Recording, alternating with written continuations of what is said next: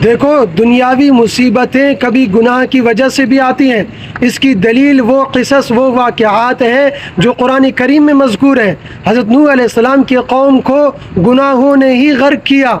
قوم عاد پر ہوا کا تسلط ہو جانا گناہوں کی وجہ سے، قوم سمود کا چیخ سے ہلاک ہو جانا گناہوں کی ہی بدولت، قوم لوط کو آسمانوں پر اٹھایا گیا اور پھر الٹا زمین پر پٹخا گیا اور پھر اوپر سے پتھر برسائے گئے، یہ سب گناہوں کی ہی بدولت۔ فرعون اور آل فرعون کا دریا میں غرق ہو جانا گناہوں کی ہی بدولت۔ قارون کا زمین میں دنس جانا گناہ کی وجہ سے۔